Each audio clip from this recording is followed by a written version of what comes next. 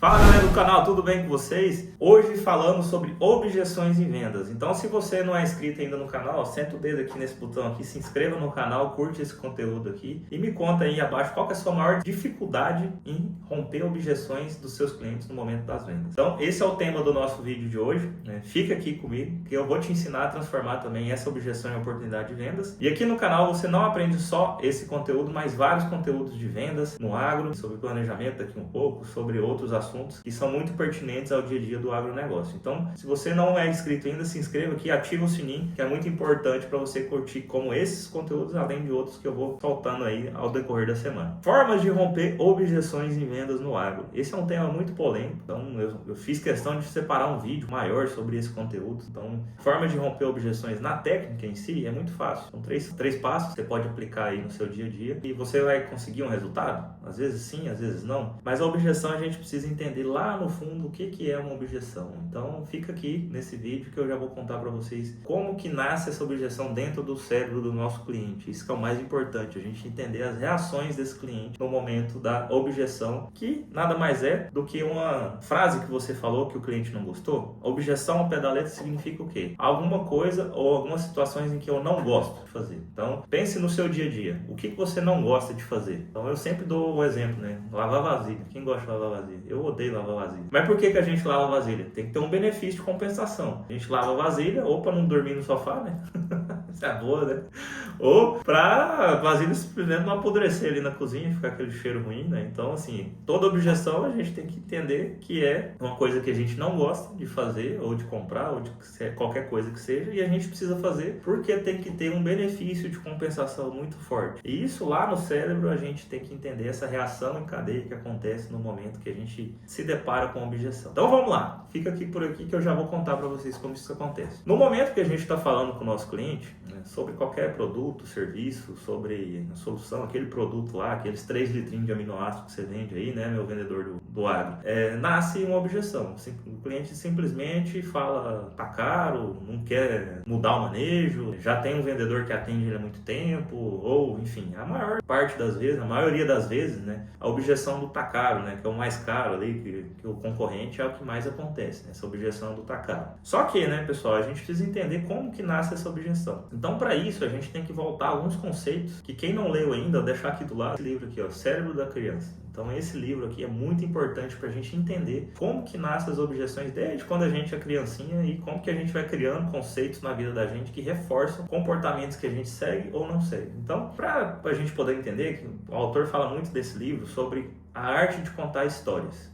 Então, qualquer objeção, qualquer coisa, aí quem é pai vai entender que quando um filho não quer fazer alguma coisa, a gente tem que convencer ele contando histórias, né? Meu filho ainda, o Álvaro, ainda não está nessa fase não, mas com certeza daqui a um pouco ele vai estar. Então a gente tem que contar uma história, fazer com que a criança reflita sobre isso e fazer, né, um pedido ali, né, para fazer alguma coisa que essa criança não gosta, para que ela consiga fazer o comportamento que a gente deseja. A criança está dando aquela birra ali, né, tá falando no meio do restaurante, no supermercado, tá dando aquela birra e geralmente a tendência natural do nosso pais é o quê? Pegar a menina ali à força e sumir com a criança para dentro do carro ou não levar mais para o supermercado, isso que acontece, né? Mas geralmente esse é um comportamento ruim. O autor ensina que a arte de contar histórias é que consegue fazer com que o nosso cérebro entenda como que a gente tem que reforçar ou não o comportamento que a gente deseja.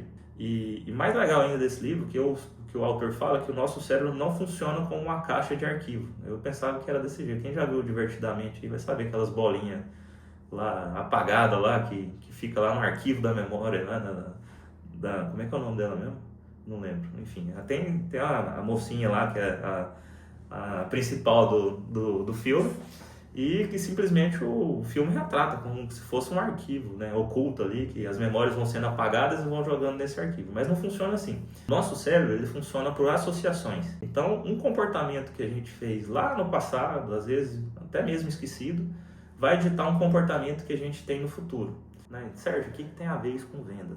Calma aí que eu já vou chegar lá. Só para poder reforçar, quando a gente não gosta de alguma coisa, significa o quê? Que a gente tem uma memória associativa desse comportamento que a gente não gosta. E no momento que a gente depara com a situação ruim, no caso do cliente, o preço do tá caro, às vezes ele nem sabe se é realmente caro ou não. Só por ter olhado o preço ali, ele fala assim, putz, está muito caro. Por quê? Porque ele já criou essa associação que um preço determinado nível de preço é o que ele pode pagar. E quando ele vê um preço maior, né, do que ele pode pagar, ele já associa aquilo ali como um caro. O que cabe a você, vendedor, né? Agora, amarrando todas as pontas que eu trouxe aqui, contar boas histórias para esse cliente, para fazer com que ele associe com o seu produto, né, ao seu serviço, ele vai trazer um bom benefício daqui a pouco para o manejo que ele tem, né, para a produtividade dele, enfim. Então, a arte de contar histórias, a arte de reforçar, né, comportamentos positivos no seu cliente é o que vai ditar que você vende ou não daqui a um pouco. Então, guarde esses conceitos e quem não leu o livro, sugiro você ler esse livro para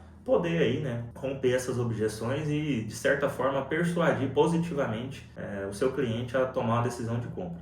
E até legal nesse livro, né, que fala que muitas das pessoas que são altamente persuasivas, né, podem usar o comportamento tanto para o lado bom e tanto para o lado ruim. Então tem casos lá que eles contam lá que tem genocidas lá que utilizam esses comportamentos ruins, né, associativos, para poder persuadir pessoas a um crime. Então isso é muito ruim. Então a arte de contar histórias, pessoal, faz com que qualquer um seja, né, levado a tomar uma decisão, seja ela boa ou ruim. Mas aqui a gente está falando de coisa boa, não vou ficar falando de coisa ruim, né, editor? Senão daqui um pouco vem as lágrimas aí, né? Então vamos lá, forma de romper objeções. Isso é para ir a técnica aqui para vocês, são 3 etapas. Se a gente for colocar, listar em 3 etapas, a primeira é achar o problema, a segunda, quantificar o tamanho do problema e a terceira, falar de benefícios. Resumindo, achar o problema, quantificar o tamanho desse problema e falar dos benefícios que esse produto ou serviço seu vai trazer para o seu cliente. Então vamos lá, meu amigo, como que você vai achar o problema do seu cliente? Como que você vai romper, né? Como que é a parte mais difícil aqui, né, que a gente fala, né, de achar a problemática do cliente. É difícil, né? Se a gente chegar no cliente e falar assim, ô meu amigão, qual que é o seu problema hoje? O cliente vai virar para você e vai falar assim, sai daqui, né, piada e merda, enfim.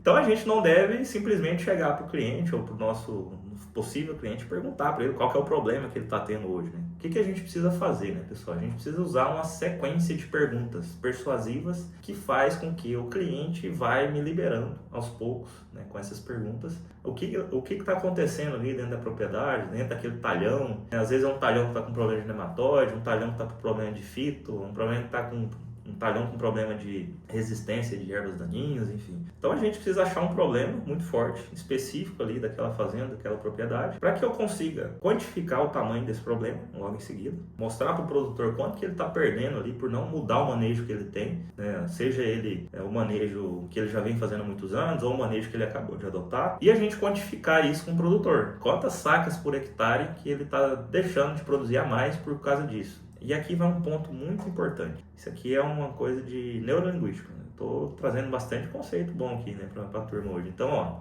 quando vocês forem falar de perdas, o assunto perder, a dor da perda, ela é muito maior do que a vontade de ganhar. Então, a gente associa isso a um luto, por exemplo, né? Quando a gente perde um ente querido, às vezes, quem já passou por essa situação, a gente fica na dor do luto muitos anos, né? Às vezes, gera um certo trauma, enfim. Isso é um fato estudado na psicologia. Então, a dor da perda, ela é muito maior do que a vontade de ganhar. E aqui que vem, né, na quantificação dos problemas, sempre trazer a sua linguagem aí, vendedor, em perdas. O senhor está perdendo X sacas por hectare por não fazer o manejo legal aqui de pós-emergente. Então, a vontade de ganhar, ou seja, se a gente fizer esse manejo aqui, o senhor vai ganhar 10 sacas a mais. Esse negócio de vontade de ganhar, talvez o ganhar mais, X sacas a mais, às vezes não é tão percebido como valor pelo cliente. Por quê? Porque ele já está, às vezes, produzindo uma quantidade muito boa. Às vezes tem produtor aqui, né, que aqui na região de Goiás, por exemplo, algumas regiões mais consolidadas, como Goiatuba, Itubiara, Cristalina, os produtores produzem lá seus 80 sacos, 90 sacos, 100 sacos às vezes. Então, o que é uma vontade de ganhar mais um saco, 2 sacos que seja, num manejo como esse? Às vezes o produtor ele fala assim, não, cara, eu já estou fazendo um manejo que é legal, não vou mudar aqui o meu manejo. Mas se a gente virar para ele e falar assim, o senhor está perdendo às vezes 10 sacos por não estar fazendo um manejo legal, 5 sacos a mais que seja. Então, nesse sentido, a dor da perda é maior do que a vontade de ganhar. Então, anotem isso aí, tá, pessoal? E o terceiro ponto, que eu vou falar com mais detalhe depois, é a questão do benefício. A gente precisa, de fato, falar do benefício do nosso produto ou serviço para que a gente consiga, né, realmente mostrar para o produtor que ele está tendo um benefício ali em estar usando a tecnologia ou serviço que você está vendendo aí, né, vendedor, para solucionar o tamanho desse problema. Então, fazendo um breve resumo, né, pessoal? Continua aqui comigo que eu já vou finalizar esse assunto de uma maneira bem racional para que você consiga superar suas objeções aí no dia a dia. Então, achar o problema do cliente, aí é o momento de fazer boas perguntas, quantificar esses problemas e falar de benefícios. Mas voltando um pouco, né, pessoal, como que eu vou achar esses problemas, né? Então, a gente precisa ter uma sequência de perguntas. Perguntas essas que vai fazer com o meu cliente, né, se abra naturalmente para mim e eu consiga ali daqui um pouco achar de fato o problema dele. Então, são 4 blocos de perguntas, que eu costumo chamar aqui de perguntas-alvo, mas nada mais é do que perguntas para avaliar o momento atual do cliente, perguntas para analisar as limitações e aspirações desse cliente, perguntas para identificar as vulnerabilidades desse cliente e perguntas para entender as oportunidades de mudança que esse cliente tem, né, para fazer ali dentro do seu manejo e romper esses problemas. Então, pessoal, o que são essas perguntas, né? Com mais detalhes, as perguntas para avaliar o momento são perguntas do tipo: quantos hectares o senhor planta de tal culturas hoje? Quantos hectares que o senhor planta da cultivar o limpo, por exemplo, aí, né, que é bastante plantado? Quantos hectares o senhor planta de feijão, de soja, de milho? Qual o tamanho da propriedade? O que o senhor tem feito aí para manejo de dessecação, né? O que o senhor tem feito para manejo de pós-emergente? O que o senhor tem feito no manejo nutricional?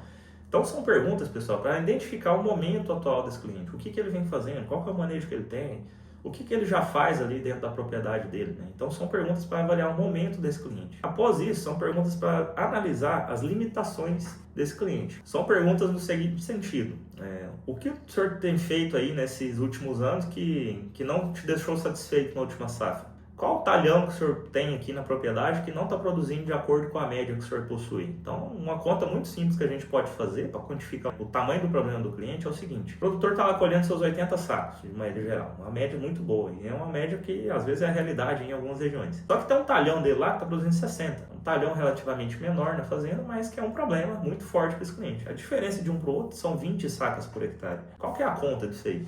Se a gente for pegar um preço atual de soja hoje, dá ali R$120, né? Não sei aí qual que é a região de vocês que estão assistindo esse vídeo, mas 20 sacos vezes R$120 daria R$2.400 por hectare. Vezes a quantidade do talhão do problema do cliente, você já tem ali o tamanho do problema desse cliente. Então, ou seja, quais são as limitações desse cliente? Nesse talhão específico, por um determinado problema em específico que o cliente acabou de falar, ele está deixando de produzir ali X mil reais por hectare. Ou ele está perdendo, lembra agora há pouco que a gente falou disso, né? Ele está perdendo ali X mil reais por não resolver um problema. Daí, meu amigo, que vem as perguntas de vulnerabilidade, ou seja, perguntar para o cliente o seguinte: o senhor já fez essa conta que o senhor está perdendo aqui X mil reais por não estar mudando esse manejo para produzir a mais nessa área? Ou o senhor já fez essa conta do quanto que o senhor está perdendo por não resolver esses problemas com nematóides, por exemplo? Então, essas perguntas são muito importantes para o cliente assimilar, fazer uma associação na cabeça dele do que ele tem de problema e o tamanho desse problema. Então, lembra que a nossa memória funciona por associações. Então, a partir desse momento, a gente vai para a oportunidade de mudança. São perguntas nesse sentido. Bom, a gente já viu aqui que tem um certo problema, já viu o tamanho desse problema, e agora o seguinte, né? O senhor já parou para pensar o que o senhor deveria mudar no seu manejo para solucionar esses problemas? Essas perguntas são muito importantes, pessoal, para não chegar de cara com a recomendação. Essas perguntas são importantes para criar uma atmosfera positiva ali dentro da conversa, da investigação que a gente está tendo nesse cliente nesse momento. Então faz com que o cliente já associe o que ele precisa fazer para mudar esse manejo, para mudar, né, o trato cultural que ele está fazendo ali para poder produzir mais daqui um pouco. Então, essa sequência exata de perguntas é a forma mais correta de se fazer para poder romper uma objeção. Sem essa sequência exata de perguntas, o que vai acontecer? A gente simplesmente não vai achar um problema de fato do cliente, não vai quantificar esse problema, não vamos fazer perguntas, né, de oportunidade de mudança, e a gente vai fazer a recomendação e a discussão daqui um pouco vai ser só o famoso tá caro. Só vai virar preço, pessoal. Então, esse sentido, nessa sequência de perguntas, é fundamental fazê-las pelo seguinte: a gente consegue criar associações na cabeça do cliente, contando boas histórias, fazendo ele refletir através de perguntas qual o tamanho do problema que ele tem e a quantidade desse problema, a quantificação desse problema. No momento de recomendar, a gente vai ter que falar de preço, obviamente, a gente recomenda, muito baseado em benefícios, né? A terceira dica aí de romper objeções, falar muito de benefícios, né? O que é benefícios? Aumentar a produtividade, maior lucratividade, ter ROI, enfim. E a partir disso aí, né, pessoal, a gente vai falar do preço. Se ainda vier, e 99% das vezes vai vir a objeção ao preço, o que a gente tem na manga nesse momento? A gente tem muito forte o problema do cliente, ele falou isso, ele tornou o problema implícito em explícito, ele conseguiu falar isso lá no momento das perguntas investigativas, e a gente tem também, pessoal, a quantificação desse problema desse cliente. Ou seja, o cliente falou e concordou com você agora há pouco que ele tem um problema e que esse problema tira do bolso dele X mil reais, por exemplo. E a partir daí, né, o que a gente vai fazer? A gente vai relembrar para ele o problema desse cliente, a gente vai relembrar para ele o problema que ele tem, a gente vai relembrar o tamanho desse problema e falar dos principais benefícios do meu portfólio de produtos. Então, um exemplo para vocês, né? Então, vamos supor aqui que a Ana Júlia, minha editora aqui, tá com um problema sério lá na fazenda de nematóides. Então, vamos lá. Então, pelo que nós acabamos de conversar, a senhorita tem um problema muito sério de nematóides que está te tirando a casa aí de 200 mil reais nesse talhão. E, nesse sentido, a minha solução ou o meu serviço aqui vai solucionar esses problemas. Aí o produtor fala, tá caro. Aí fala, tá caro. Tá caro. Tá caro. Tá caro. Então, entendo muito bem a sua preocupação em relação ao preço. Nesse momento que a gente está, a gente precisa realmente preocupar com o investimento dos talhões aí, né? Porque realmente os valores estão cada vez maiores. Porém, a senhora tem um problema que está te tirando aqui uma ordem de 200 mil reais nesse talhão. Está diminuindo a sua rentabilidade, fazendo com que você, né, não tenha, alcance aquela rentabilidade que você gostaria. E o meu produto, né, ele vai resolver esse problema, né, utilizando aí num longo prazo, a gente vai conseguir mitigar esse problema e você não vai perder mais essa quantidade por hectare. O que a senhora acha de a gente resolver esses problemas com o meu produto ou serviço? Então seria uma forma de romper objeções. Então vamos lá, né, pessoal? A gente achou o problema, a gente quantificou o problema, a gente falou de benefício. E o que eu usei agora que fez com que eu rompesse essa objeção? Qual que foi a técnica que eu usei agora para não simplesmente voltar a pergunta para a Ana Júlia aqui, né? Ah, tá caro? Tá caro em relação a quê? A pior forma de poder romper a objeção. A gente usa a empatia, pessoal. A gente tem que, né, reforçar para o produtor, lembra lá que a nossa memória é feita por associações? A gente tem que reforçar o quê? A gente não tem que reforçar o comportamento ruim da pessoa em achar que tá caro, mas a gente precisa reforçar que aquilo ali, aquela preocupação que a pessoa tem, é positivo, ou seja, a gente demonstra empatia para a pessoa. Olha, realmente, é uma preocupação que você tem em relação ao preço. Só que eu não posso concordar que é caro, tá, pessoal? Senão a gente morreu, matamos a venda aqui, né? Deu um tiro no pé nesse momento. Então, reforçar, né? Ter a empatia com o produtor, voltar no problema e trazer os benefícios da minha solução. Beleza, pessoal? Espero que eu tenha passado para vocês aí todos os gatilhos aí, as formas e também como romper as objeções. Se você não é inscrito no canal aqui, ó, já aperta aqui, se inscreve no canal, ativa o sininho, curte, comente, compartilha e me conta aqui abaixo o que você vai fazer a partir de agora para romper suas objeções. Valeu!